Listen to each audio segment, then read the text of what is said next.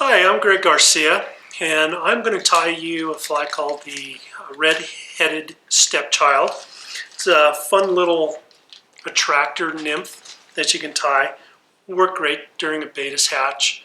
Maybe even use it as a lead fly with a little smaller midge or even another Baetis right behind it. But I'll kind of go through some materials here for this fly. First thing we're going to start off with is a dry fly hook or a nymph hook. I like using these Timco 100. You could also use a 100S PBL, which will be a little thicker, much stronger hook. Won't bend out as easily.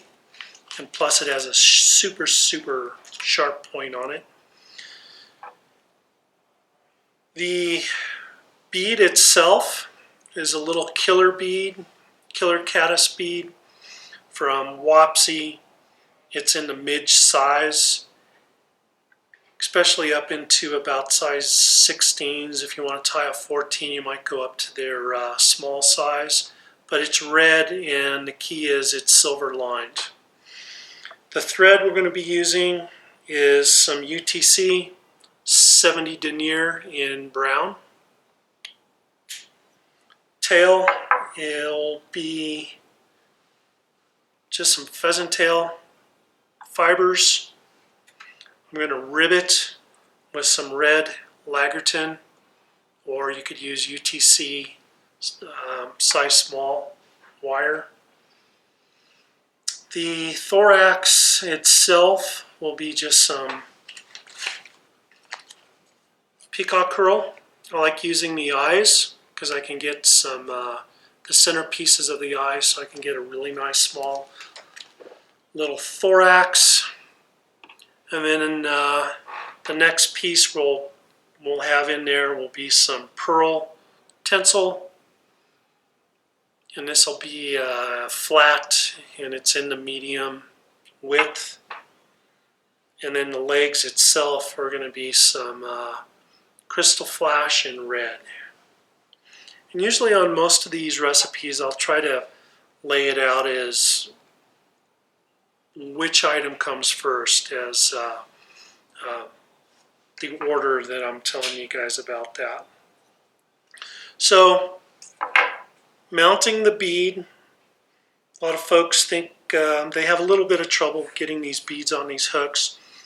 Typically what I'll do is I'll just wet my finger so it sticks to my finger itself, and then I can just come right in there and pop that right on. Already have one mounted up, so we'll start with that.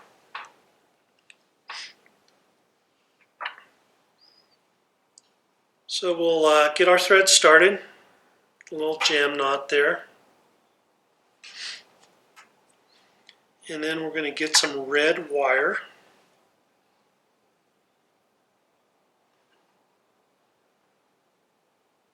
Mount that on so it's right on my side of the hook. It looks a little lumpy. Let me start this over a little bit. Sometimes if you start with a lump, you'll never be able to recover, even though most of this part will be covered up with other materials. I just don't like getting into the habit of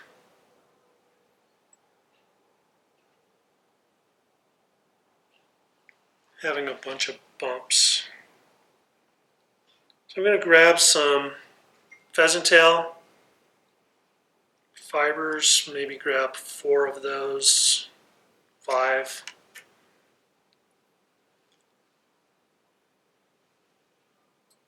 Measure how long I want this tail, which is usually about half the length of the body. You can even use the hook gap of the hook. It's kind of a way to eyeball that. And I'm just going to tie that all in to my tie-in point. Then another thing I want to back up to is when I strip these individual fibers off the stem, I like to get them perpendicular to the stem, and then instead of pulling the fibers off, I'm going to pull the stem away, and then that way all these tips will stay nice and even. Okay, this is a mayfly, so I want to build just a little slight carrot-shaped taper to this abdomen. And if I spin my thread, I can really flatten that out. Even if I was using a UTC 8/0, if you spin that bobbin counterclockwise, or I should say clockwise, counterclockwise, that will flatten this out. Now I can run that wire right underneath my tail, pop that up just a little bit,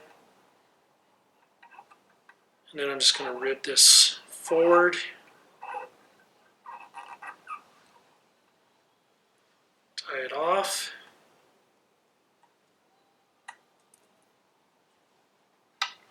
At this point, I'm going to grab my wing case, which is a little strip, a little slip of this flat mylar tencel.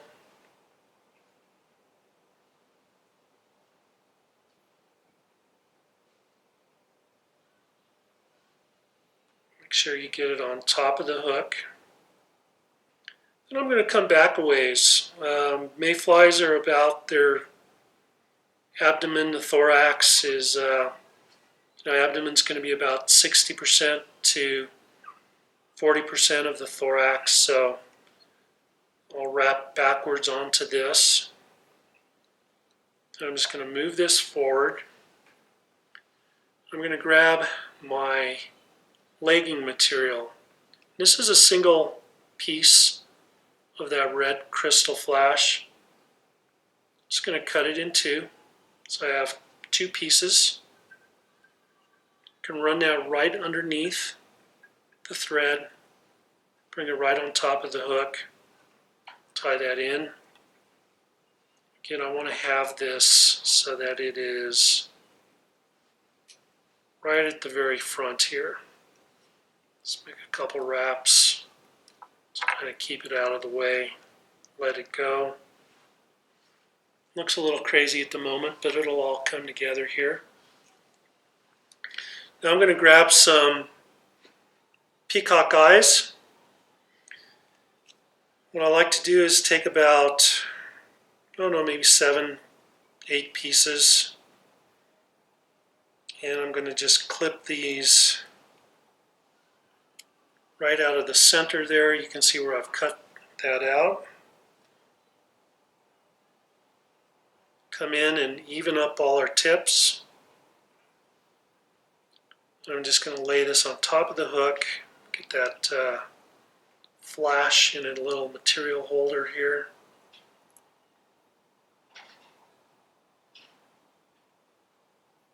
Make sure I come back to the base right where my thorax is going to start. Pull too hard, I'll pull it right out.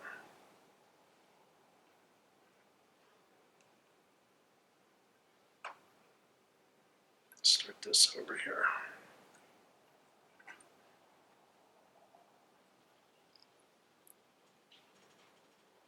Okay.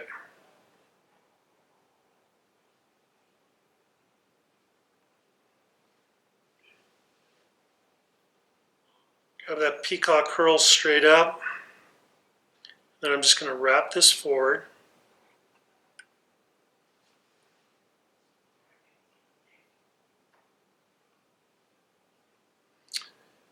And the reason why I tied in my flash first is I'm going to use this peacock curl to tie those legs down on the far side. So I made one wrap there to kind of hold it in place. I can pull these pieces on my side, make another wrap, trapping it down with the actual peacock curl.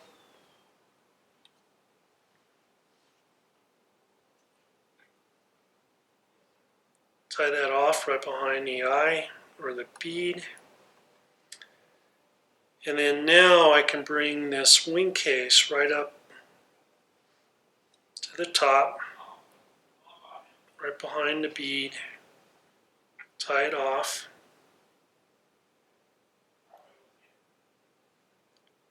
By tying that peacock curl in and the legs the way I did, I'm not going to have a big gap right here behind the bead of the hook or the bead of the this fly.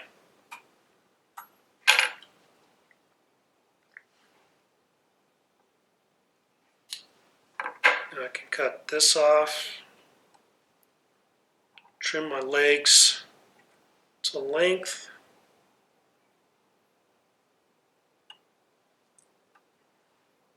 And that is a red-headed stepchild.